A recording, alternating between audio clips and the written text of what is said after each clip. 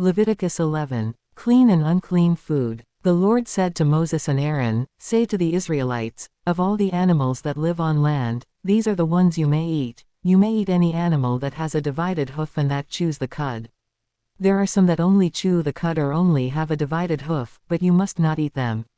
The camel, though it chews the cud, does not have a divided hoof, it is ceremonially unclean for you.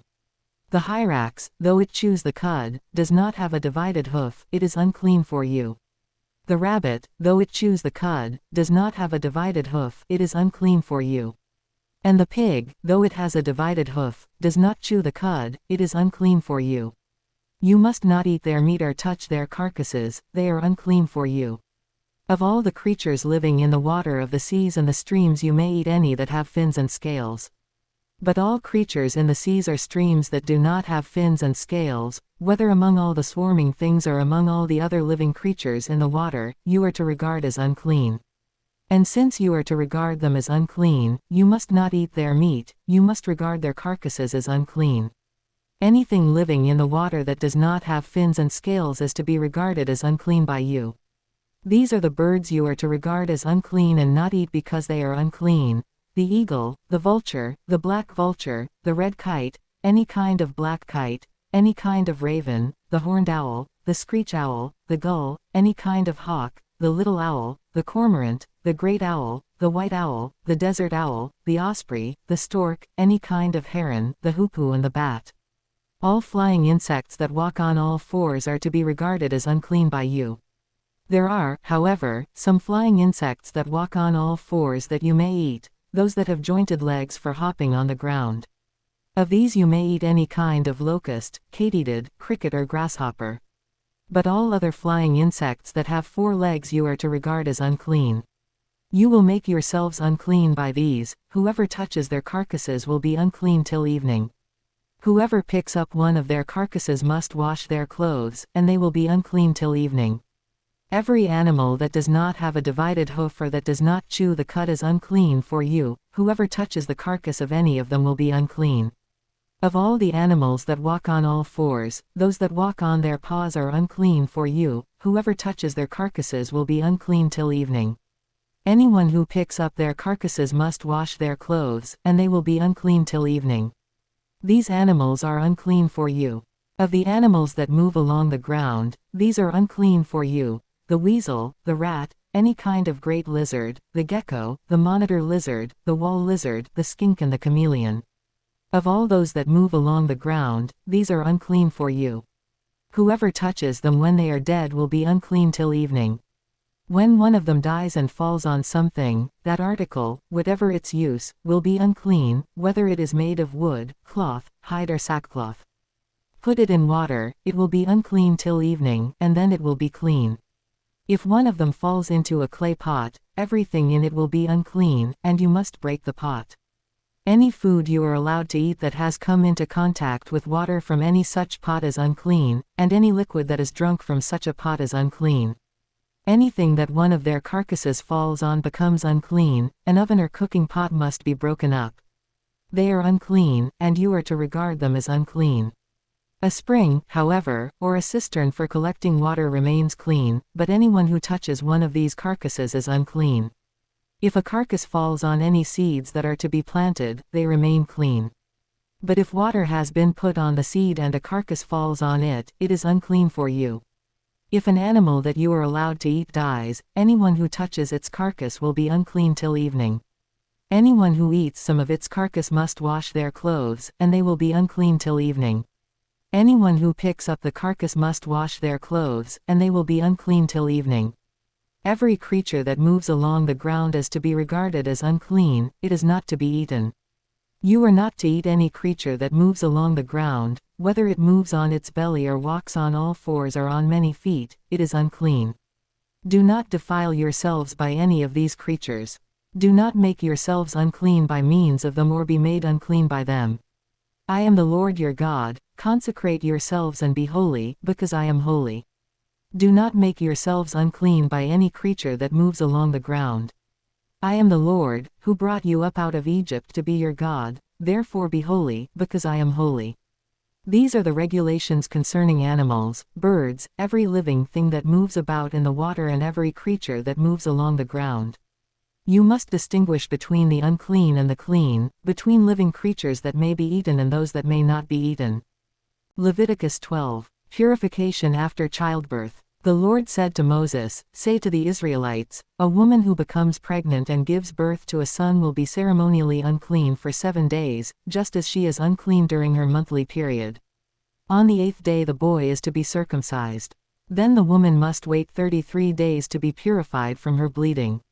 She must not touch anything sacred or go to the sanctuary until the days of her purification are over. If she gives birth to a daughter, for 2 weeks the woman will be unclean, as during her period. Then she must wait 66 days to be purified from her bleeding. When the days of her purification for a son or daughter are over, she is to bring to the priest at the entrance to the tent of meeting a year-old lamb for a burnt offering and a young pigeon or a dove for a sin offering. He shall offer them before the Lord to make atonement for her, and then she will be ceremonially clean from her flow of blood. These are the regulations for the woman who gives birth to a boy or a girl. But if she cannot afford a lamb, she is to bring 2 doves or 2 young pigeons, one for a burnt offering and the other for a sin offering. In this way the priest will make atonement for her, and she will be clean. On the 7th day the priest is to examine that person, and if it is spreading in the skin, the priest shall pronounce them unclean. It is a defiling skin disease. If, however, the spot is unchanged and has not spread in the skin but has faded, it is a swelling from the burn, and the priest shall pronounce them clean. It is only a scar from the burn. If a man or woman has a sore on their head or chin, the priest is to examine the sore, and if it appears to be more than skin deep and the hair in it is yellow and thin, the priest shall pronounce them unclean. It is a defiling skin disease on the head or chin. But if, when the priest examines the sore, it does not seem to be more than skin deep and there is no black hair in it, then the priest is to isolate the affected person for 7 days. On the 7th day the priest is to examine the sore, and if it has not spread and there is no yellow hair in it and it does not appear to be more than skin deep, then the man or woman must shave themselves, except for the affected area, and the priest is to keep them isolated another 7 days. On the 7th day the priest is to examine the sore, and if it has not spread in the skin and appears to be no more than skin deep, the priest shall pronounce them clean. They must wash their clothes, and they will be clean. But if the sore does spread in the skin after they are pronounced clean, the priest is to examine them, and if he finds that the sore has spread in the skin, he does not need to look for yellow hair. They are unclean. If, however, the sore is unchanged so far as the priest can see, and if black hair has grown in it, the affected person is healed. They are clean, and the priest shall pronounce them clean. When a man or woman has white spots on the skin, the priest is to examine them, and if the spots are dull white, it is a harmless rash that has broken out on the skin. They are clean. A man who has lost his hair and is bald is clean. If he has lost his hair from the front of his scalp and has a bald forehead, he is clean. But if he has a reddish-white sore on his bald head or forehead, it is a defiling disease breaking out on his head or forehead. The priest is to examine him, and if the swollen sore on his head or forehead is reddish-white like a defiling skin disease, the man is diseased and is unclean. The priest shall pronounce him unclean because of the sore on his head. Anyone with such a defiling disease must wear torn clothes, let their hair be unkempt, cover the lower part of their face and cry out, "Unclean! Unclean!" As long as they have the disease they remain unclean. They must live alone, they must live outside the camp. Regulations about defiling molds. As for any fabric that is spoiled with a defiling mold, any woolen or linen clothing, any woven or knitted material of linen or wool, any leather or anything made of leather, if the affected area in the fabric, the leather, the woven or knitted material, or any leather article, is greenish or reddish, it is a defiling mold and must be shown to the priest. The priest is to examine the affected area and isolate the article for 7 days. On the 7th day he is to examine it, and if the mold has spread in the fabric, the woven or knitted material, or the leather, whatever its use, it is a persistent defiling mold, the article is unclean. He must burn the fabric, the woven or knitted material of wool or linen, or any leather article that has been spoiled. Because the defiling mold is persistent, the article must be burned. But if, when the priest examines it, the mold has not spread in the fabric, the woven or knitted material, or the leather article, he shall order that the spoiled article be washed. Then he is to isolate it for another 7 days. After the article has been washed, the priest is to examine it again, and if the mold has not changed its appearance, even though it has not spread, it is unclean. Burn it, no matter which side of the fabric has been spoiled. If, when the priest examines it, the mold has faded after the article has been washed, he is to tear the spoiled part out of the fabric, the leather, or the woven or knitted material. But if it reappears in the fabric, in the woven or knitted material, or in the leather article, it is a spreading mold. Whatever has the mold must be burned. Any fabric, woven or knitted material, or any leather article that has been washed and is rid of the mold, must be washed again. Then it will be clean. These are the regulations concerning defiling molds in woolen or linen clothing, woven or knitted material, or any leather article, for pronouncing them clean or unclean. Leviticus 14. Cleansing from defiling skin diseases. The Lord said to Moses, "These are the regulations for any diseased person at the time of their ceremonial cleansing. When they are brought to the priest is to go outside the camp and examine them. If they have been healed of their defiling skin disease, the priest shall order that 2 live clean birds and some cedar wood, scarlet yarn and hyssop be brought for the person to be cleansed. Then the priest shall order that one of the birds be killed over fresh water in a clay pot. He is then to take the live bird and dip it, together with the cedar wood, the scarlet yarn and the hyssop, into the blood of the bird that was killed over the fresh water.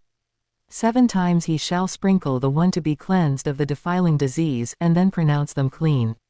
After that, he is to release the live bird in the open fields. The person to be cleansed must wash their clothes, shave off all their hair and bathe with water, then they will be ceremonially clean. After this they may come into the camp, but they must stay outside their tent for 7 days. On the 7th day they must shave off all their hair, they must shave their head, their beard, their eyebrows and the rest of their hair. They must wash their clothes and bathe themselves with water, and they will be clean. On the 8th day they must bring 2 male lambs and 1 ewe lamb a year old, each without defect, along with 3/10 of an ephah of the finest flour mixed with olive oil for a grain offering, and 1 log of oil. The priest who pronounces them clean shall present both the one to be cleansed and their offerings before the Lord at the entrance to the tent of meeting. Then the priest is to take one of the male lambs and offer it as a guilt offering, along with the log of oil. He shall wave them before the Lord as a wave offering. He is to slaughter the lamb in the sanctuary area where the sin offering and the burnt offering are slaughtered.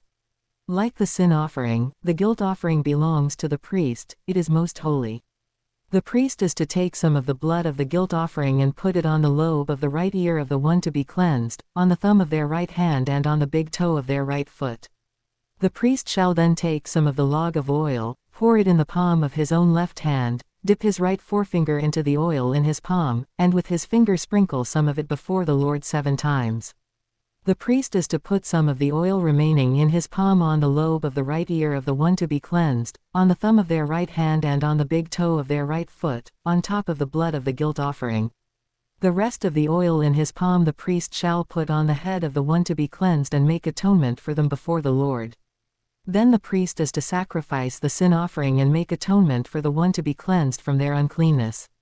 After that, the priest shall slaughter the burnt offering and offer it on the altar, together with the grain offering, and make atonement for them, and they will be clean. If, however, they are poor and cannot afford these, they must take 1 male lamb as a guilt offering to be waved to make atonement for them, together with 1/10 of an ephah of the finest flour mixed with olive oil for a grain offering, a log of oil, and 2 doves or 2 young pigeons, such as they can afford, one for a sin offering and the other for a burnt offering. On the 8th day they must bring them for their cleansing to the priest at the entrance to the tent of meeting, before the Lord. The priest is to take the lamb for the guilt offering, together with the log of oil, and wave them before the Lord as a wave offering. He shall slaughter the lamb for the guilt offering and take some of its blood and put it on the lobe of the right ear of the one to be cleansed, on the thumb of their right hand and on the big toe of their right foot. The priest is to pour some of the oil into the palm of his own left hand, and with his right forefinger sprinkle some of the oil from his palm 7 times before the Lord.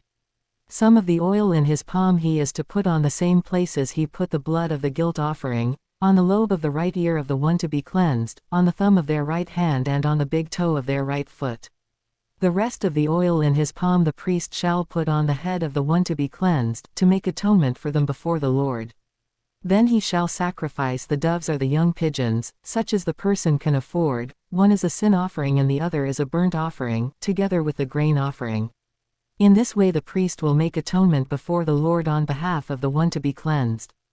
These are the regulations for anyone who has a defiling skin disease and who cannot afford the regular offerings for their cleansing.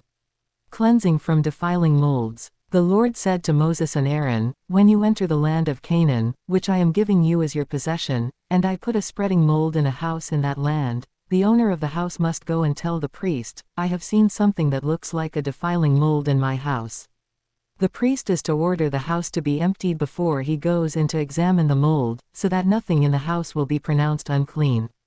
After this the priest is to go in and inspect the house.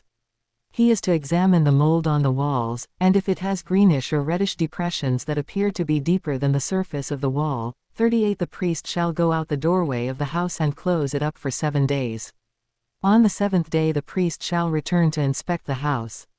If the mold has spread on the walls, he is to order that the contaminated stones be torn out and thrown into an unclean place outside the town. He must have all the inside walls of the house scraped and the material that is scraped off dumped into an unclean place outside the town. Then they are to take other stones to replace these and take new clay and plaster the house. If the defiling mold reappears in the house after the stones have been torn out and the house scraped and plastered, the priest is to go and examine it and, if the mold has spread in the house, it is a persistent defiling mold, the house is unclean. It must be torn down, its stones, timbers and all the plaster, and taken out of the town to an unclean place. Anyone who goes into the house while it is closed up will be unclean till evening. Anyone who sleeps or eats in the house must wash their clothes. But if the priest comes to examine it and the mold has not spread after the house has been plastered, he shall pronounce the house clean, because the defiling mold is gone.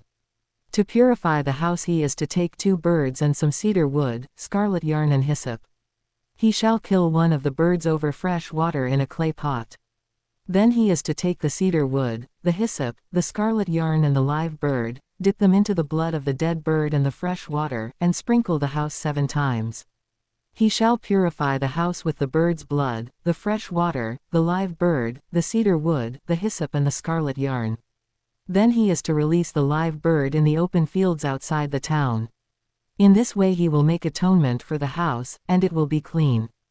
These are the regulations for any defiling skin disease, for a sore, for defiling molds in fabric or in a house, and for a swelling, a rash or a shiny spot, to determine when something is clean or unclean. These are the regulations for defiling skin diseases and defiling molds. Leviticus 15. Discharges causing uncleanness. The Lord said to Moses and Aaron, Speak to the Israelites and say to them, When any man has an unusual bodily discharge, such a discharge is unclean. Whether it continues flowing from his body or is blocked, it will make him unclean. This is how his discharge will bring about uncleanness. Any bed the man with a discharge lies on will be unclean, and anything he sits on will be unclean.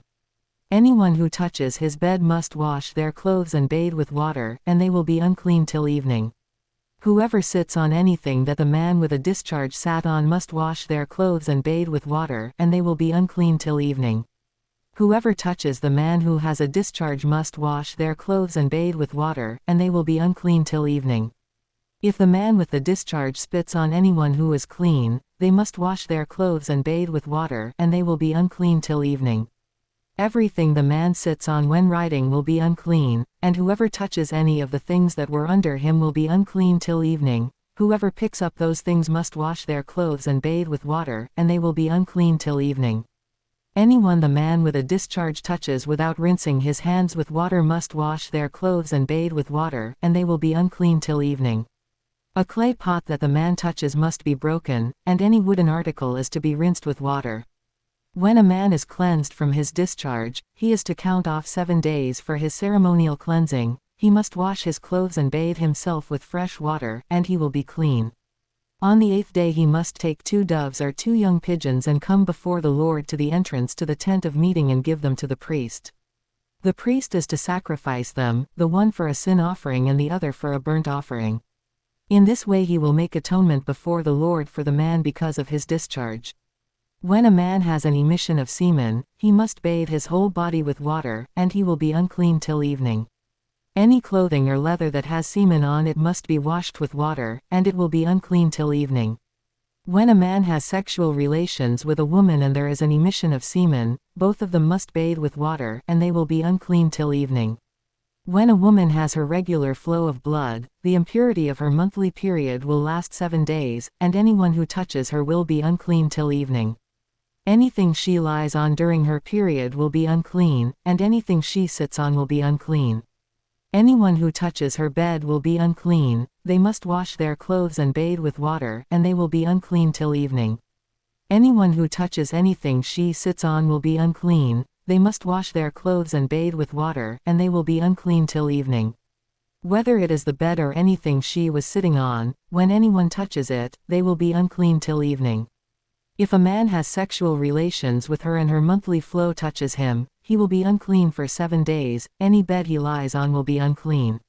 When a woman has a discharge of blood for many days at a time other than her monthly period or has a discharge that continues beyond her period, she will be unclean as long as she has the discharge, just as in the days of her period. Any bed she lies on while her discharge continues will be unclean, as is her bed during her monthly period, and anything she sits on will be unclean, as during her period. Anyone who touches them will be unclean. They must wash their clothes and bathe with water, and they will be unclean till evening. When she is cleansed from her discharge, she must count off 7 days, and after that she will be ceremonially clean. On the 8th day she must take 2 doves or 2 young pigeons and bring them to the priest at the entrance to the tent of meeting. The priest is to sacrifice one for a sin offering and the other for a burnt offering. In this way he will make atonement for her before the Lord for the uncleanness of her discharge. You must keep the Israelites separate from things that make them unclean, so they will not die in their uncleanness for defiling my dwelling place, which is among them. These are the regulations for a man with a discharge, for anyone made unclean by an emission of semen, for a woman in her monthly period, for a man or a woman with a discharge, and for a man who has sexual relations with a woman who is ceremonially unclean. Leviticus 16. The Day of Atonement. The Lord spoke to Moses after the death of the 2 sons of Aaron who died when they approached the Lord. The Lord said to Moses, "Tell your brother Aaron that he is not to come whenever he chooses into the most holy place behind the curtain in front of the atonement cover on the ark, or else he will die. For I will appear in the cloud over the atonement cover." This is how Aaron is to enter the most holy place. He must first bring a young bull for a sin offering and a ram for a burnt offering. He is to put on the sacred linen tunic, with linen undergarments next to his body. He is to tie the linen sash around him and put on the linen turban. These are sacred garments, so he must bathe himself with water before he puts them on. From the Israelite community he is to take 2 male goats for a sin offering and a ram for a burnt offering. Aaron is to offer the bull for his own sin offering to make atonement for himself and his household. Then he is to take the 2 goats and present them before the Lord at the entrance to the tent of meeting. He is to cast lots for the 2 goats, 1 lot for the Lord and the other for the scapegoat. Aaron shall bring the goat whose lot falls to the Lord and sacrifice it for a sin offering. But the goat chosen by lot as the scapegoat shall be presented alive before the Lord to be used for making atonement by sending it into the wilderness as a scapegoat. Aaron shall bring the bull for his own sin offering to make atonement for himself and his household, and he is to slaughter the bull for his own sin offering. He is to take a censer full of burning coals from the altar before the Lord and 2 handfuls of finely ground fragrant incense and take them behind the curtain. He is to put the incense on the fire before the Lord, and the smoke of the incense will conceal the atonement cover above the tablets of the covenant law, so that he will not die. He is to take some of the bull's blood and with his finger sprinkle it on the front of the atonement cover. Then he shall sprinkle some of it with his finger 7 times before the atonement cover. He shall then slaughter the goat for the sin offering for the people and take its blood behind the curtain and do with it as he did with the bull's blood. He shall sprinkle it on the atonement cover and in front of it. In this way he will make atonement for the most holy place because of the uncleanness and rebellion of the Israelites, whatever their sins have been. He is to do the same for the tent of meeting, which is among them in the midst of their uncleanness. No one is to be in the tent of meeting from the time Aaron goes in to make atonement in the most holy place until he comes out, having made atonement for himself, his household and the whole community of Israel. Then he shall come out to the altar that is before the Lord and make atonement for it. He shall take some of the bull's blood and some of the goat's blood and put it on all the horns of the altar. He shall sprinkle some of the blood on it with his finger 7 times to cleanse it and to consecrate it from the uncleanness of the Israelites. When Aaron has finished making atonement for the most holy place, then Aaron is to go into the tent of meeting and take off the linen garments he put on before he entered the most holy place, and he is to leave them there.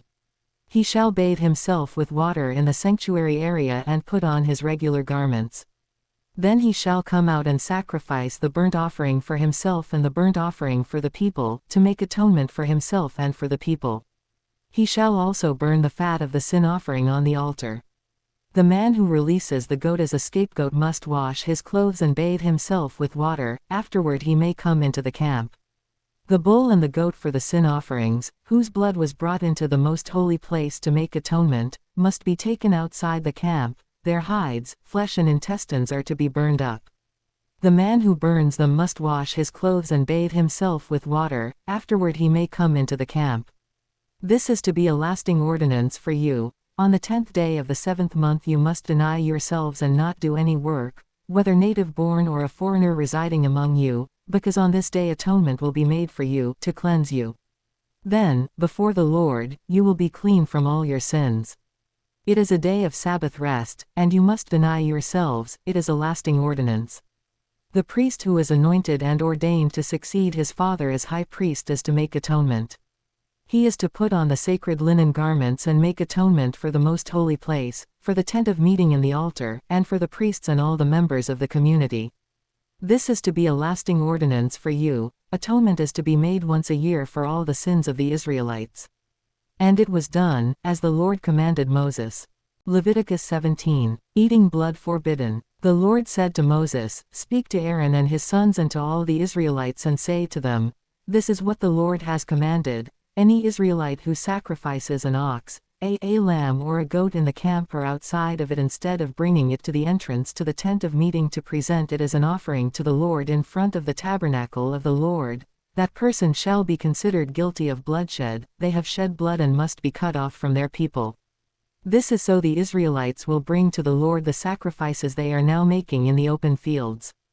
They must bring them to the priest, that is, to the Lord, at the entrance to the tent of meeting and sacrifice them as fellowship offerings. The priest is to splash the blood against the altar of the Lord at the entrance to the tent of meeting and burn the fat as an aroma pleasing to the Lord. They must no longer offer any of their sacrifices to the goat idols to whom they prostitute themselves. This is to be a lasting ordinance for them and for the generations to come. Say to them, Any Israelite or any foreigner residing among them who offers a burnt offering or sacrifice and does not bring it to the entrance to the tent of meeting to sacrifice it to the Lord must be cut off from the people of Israel. I will set my face against any Israelite or any foreigner residing among them who eats blood, and I will cut them off from the people. For the life of a creature is in the blood, and I have given it to you to make atonement for yourselves on the altar. It is the blood that makes atonement for one's life. Therefore I say to the Israelites, None of you may eat blood, nor may any foreigner residing among you eat blood. Any Israelite or any foreigner residing among you who hunts any animal or bird that may be eaten must drain out the blood and cover it with earth, because the life of every creature is its blood. That is why I have said to the Israelites, You must not eat the blood of any creature, because the life of every creature is its blood. Anyone who eats it must be cut off. Anyone, whether native born or foreigner, who eats anything found dead or torn by wild animals must wash their clothes and bathe with water, and they will be ceremonially unclean till evening, then they will be clean. But if they do not wash their clothes and bathe themselves, they will be held responsible.